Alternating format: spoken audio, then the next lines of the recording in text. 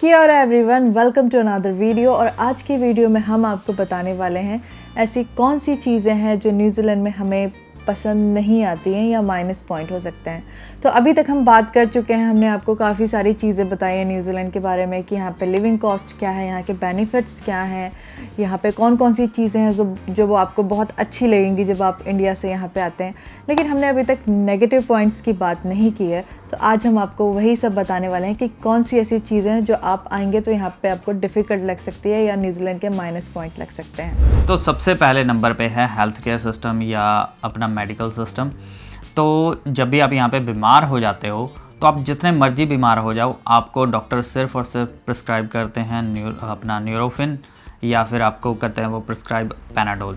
तो पैनाडोल क्या है? पैनाडोल है पैरासीटामोल, और जो न्यूरोफिन है वो है अपनी आइबुप्रोफेन। तो यही दोनों जो मेडिसिन हैं ये डॉक्टर यहाँ पे प्रिस्क्राइब करते हैं, आप जितने भी मर्जी बीमार हो जाओ, ठीक है। वेरास अगर आप इंडिया में होते हो तो आपको डॉक्टर अलग अलग दवाइयाँ प्रिस्क्राइब कर देते हैं। अगर आपकी 5 दिन में ठीक नहीं हो रहा बुखार या खांसी तो आपको वो डिफरेंट दवाई मेडिसिन प्रिस्क्राइब कर देंगे। बट यहाँ पे ऐसा नहीं है, वो सिर्फ डोज बढ़ा देंगे बट वो डिफरेंट मेडिसिन नहीं प्रिस्क्राइब करेंगे अनटिल अनलेस आपकी कोई बहुत इमरजेंसी सिचुएशन ना हो जाए। तो ये यहाँ पे हमें चीज़ थोड़ी सी अच्छी नहीं लगती, क्योंकि आप डॉक्टर के पास जाते हो और वो आपको वही पैनाडोल और न्यूरोफिन पकड़ा देते हैं, जो कि आप खुद जाके ओवर द काउंटर खरीद सकते हो किसी भी फार्मेसी से। जैसे कि मैं अपना एग्जांपल देके बताती हूँ। मुझे आँखों में सिस्ट हुआ था, राइट हैंड साइड, शायद आपको दिख भी रहा हो, अभी तो काफ़ी कम हो गया है। तो जब मुझे ये हुआ था तो मैं डॉक्टर के पास गई, तो मुझसे उन्होंने $60-70 चार्ज किए कंसल्टेंसी के देखने के, और उसके बाद मुझे कोई भी मेडिसिन नहीं दी, इवन पैनाडोल भी मुझे नहीं दी। उन्होंने कहा कि ये अपने आप ठीक होगा, हम इसमें कुछ नहीं कर सकते, आप जाओ सिर्फ हॉट जो भी होगा टॉवल या कुछ उसको रख के आप उसी से बस वही करते रहो तो वो अपने आप ठीक होगा।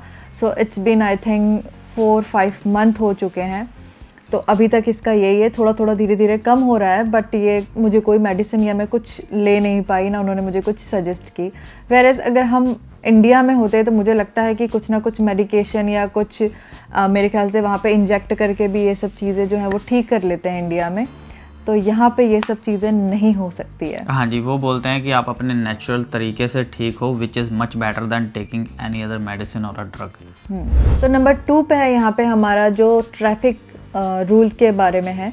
यहाँ पे क्या होता है कि मोस्टली साउथ आइलैंड में, नॉर्थ आइलैंड में तो ये है कि मोस्टली होती है सब जगह पे राइट टर्न के लिए लाइट, बट साउथ आइलैंड में चाहे वो क्राइस्ट चर्च हो, डुनीडन हो या और भी काफ़ी सारे जो एरियाज़ हैं साउथ आइलैंड के, यहाँ पे अगर आप राइट टर्न जाना है, आप सीधे जा रहे हैं और आपको राइट टर्न मारना है और लाइट है सामने जो सिग्नल्स होते हैं, वहाँ पे बहुत बार राइट टर्न के लिए कोई ग्रीन लाइट नहीं होती है। तो उसमें क्या होता है कि आपको वेट करना होता है, ग्रीन लाइट हुई है तो, और आपको चेक करना पड़ता है कि सामने से कोई ट्रैफिक तो नहीं आ रहा है।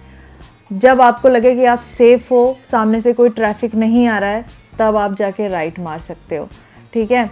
तो इसमें क्या होता है कि कई बार ऐसे में बहुत सारे एक्सीडेंट होते हैं। मेन यहाँ पे रीज़न जो है वो राइट टर्न में ही होते हैं एक्सीडेंट, जो गिव वे पे होते हैं।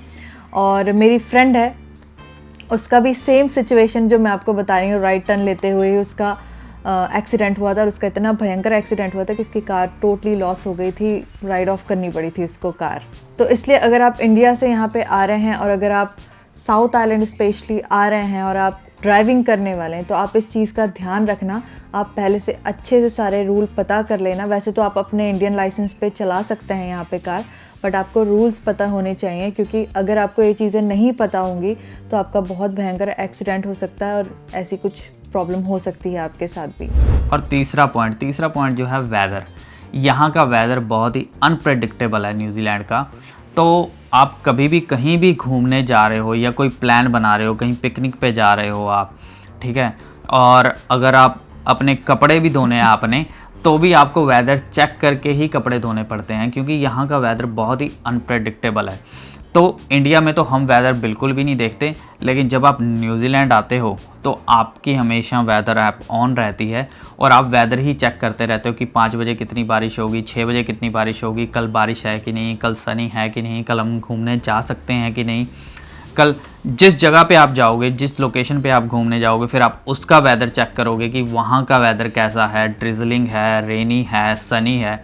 तो यहाँ पे आप टोटली वेदर पे ही डिपेंड करते हो और वेदर बिल्कुल ही अनप्रेडिक्टेबल होता है और आप हमेशा यहाँ पे आके वेदर ही चेक करते रहते हो। क्योंकि यहाँ पे कई बार ऐसे होता है, आप सुबह उठते हो, देखते हो आज तो बहुत अच्छा सनी डे है, चलो आज कपड़े धो लेते हैं, चलो आज घूम आते हैं, ठीक है, या फिर आप गर्मी के हिसाब के कपड़े डाल लेते हैं और आप चले जाते हैं और सडनली ऐसा होगा कि आपको पता भी नहीं चलेगा, आधे घंटे के अंदर इतना विंडी हो जाएगा, ठंड हो जाएगी और बारिश होने लगेगी।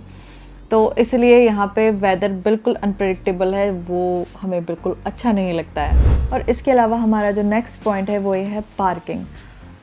यहाँ पे आप न्यूजीलैंड में कहीं भी चले जाओ, आपको पार्किंग ढूंढना इतना मुश्किल होता है, स्पेशली अगर आप सिटी में जा रहे हैं, जो सिटी मतलब जहाँ पे मेन मार्केट कह सकते हो आप होता है या सब कुछ होता है, वहाँ पे अगर आप जा रहे हो तो आपको बहुत मुश्किल होगा पार्किंग ढूंढना। सम टाइम ये होता है कि आप पार्किंग ढूंढ भी लेते हो, अगर ढूंढ भी लेते हो तो इतनी वो एक्सपेंसिव होती है ना पर आवर की आपको भगवान याद आते हैं कि यार क्या है ये।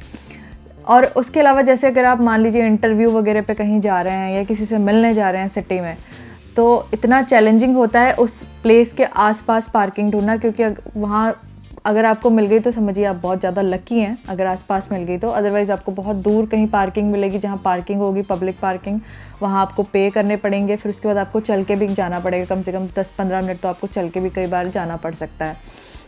लेकिन उसके अलावा भी जो मुझे सबसे ख़राब चीज़ लगती है वो ये है कि आप जब बीमार होते हैं और आपको हॉस्पिटल जाना है तो यहाँ पे मोस्टली जो बड़े हॉस्पिटल्स हैं ना उनमें पार्किंग नहीं मिलती हैं, मोस्टली ऑफ स्ट्रीट पार्किंग होती है या आसपास पार्किंग होती है, तो वहाँ पे पार्किंग बहुत एक्सपेंसिव होती है।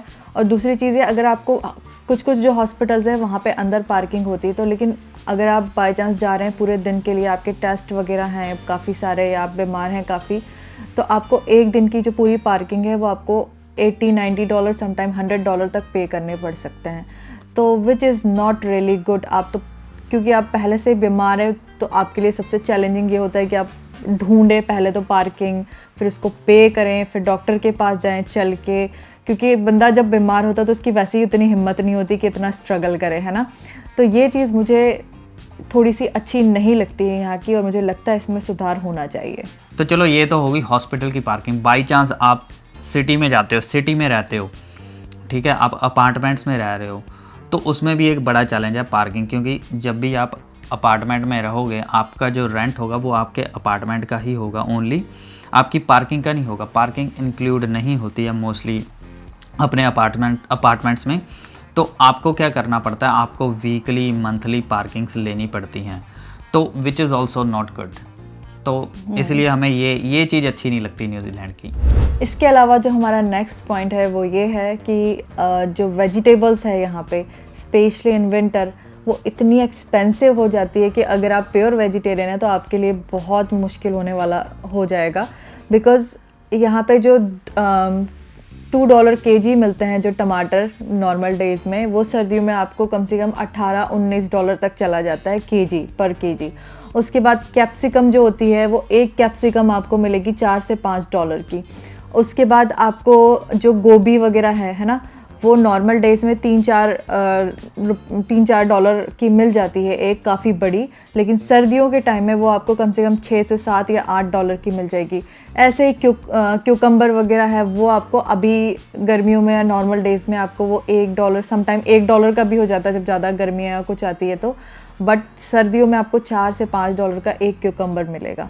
तो ऐसे ही यहाँ पे अगर आप वेजिटेरियन हैं और आप सर्दियों में यहाँ पे रह रहे हैं तो आपके लिए बहुत मुश्किल होता है वेजिटेबल्स फाइंड करना या खाना।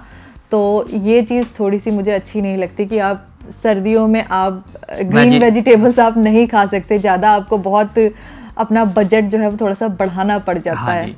और या फिर आप क्या कर सकते हो, या फिर आपको दालें खानी पड़ेंगी, या फिर आपको नॉन वेजिटेरियन बनना पड़ेगा। 3-4 महीने के लिए चिकन खा के फिर से वेजिटेरियन बन जाओ। हाँ ये हो सकता है, या फिर आप हो सकता है कि आप दाल खा सकते हैं, आप राजमा, छोले या फिर ऐसी चीज़ें आपको खानी पड़ेगी। लेकिन हाँ अगर वो सब भी बनाना है तो आपको टमाटर वगैरह ये सब तो चाहिए होता है, बट उसके भी ऑप्शन मिल जाएंगे। लाइक टमाटो पेस्ट या फिर आपको फ्रोज़न वाले या कंटेनर चीज़ें आपको यूज़ करनी पड़ेगी। फ्रेश नहीं मिलेगी, मेरा मतलब है ग्रीन वेजिटेबल्स से मतलब ये फ्रेश वेजिटेबल्स, ये सब चीज़ें फ्रेश चीज़ें आप नहीं खा पाएंगे। इसके बाद आता है हमारा अगला पॉइंट, हेल्पलाइन कस्टमर सर्विस।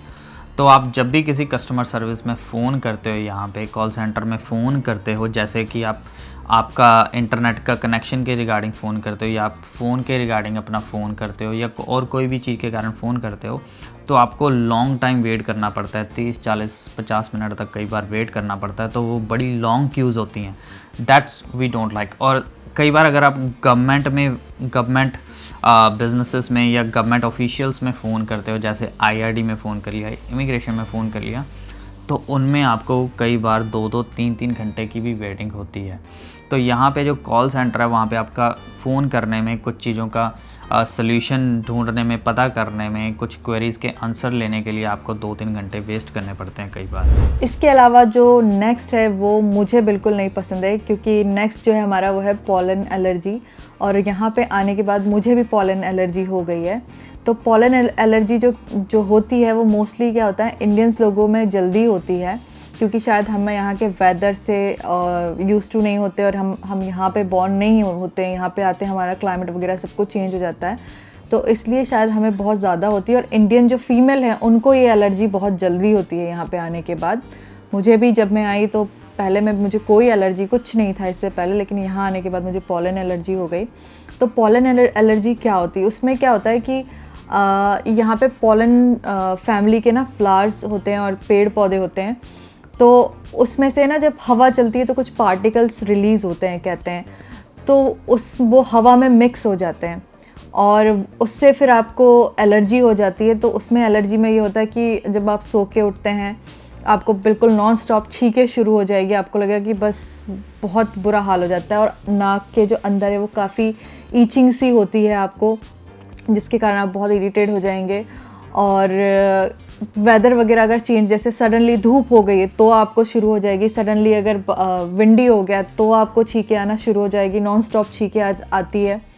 तो वैसे तो इसकी दवाई मिल जाती है, स्प्रे वगैरह मिल जाते हैं, नेज़ल स्प्रे और दवाइयाँ डॉक्टर से वो, बट ये है कि आपको वो हर साल जब भी गर्मियाँ वगैरह स्टार्ट होती है तो फिर वो आपको उसका कोर्स करना पड़ता है उसका मेडिकेशन का। और इससे अगला है कि जब भी आप यहाँ पे कुछ भी ख़रीदते हो, फर्नीचर वगैरह या फिर कोई और चीज़ ख़रीद रहे हो अपने यूज़ की, तो आपको वो जो है वो असेंबल करनी पड़ती हैं चीज़ें। यहाँ पे आपको जैसे टेबल है, आप ऑफिस टेबल लेते हो या आप डाइनिंग टेबल लेते हो या फिर आप कॉफ़ी टेबल लेते हो, ठीक है। तो ये जो सारी आप चीज़ें लेते हो, या आप बेड भी लेते हो या फिर आप कबर्ड भी लेते हो, तो ये जो सारी चीज़ें हैं ना, ये आपको पार्ट्स में मिलती हैं।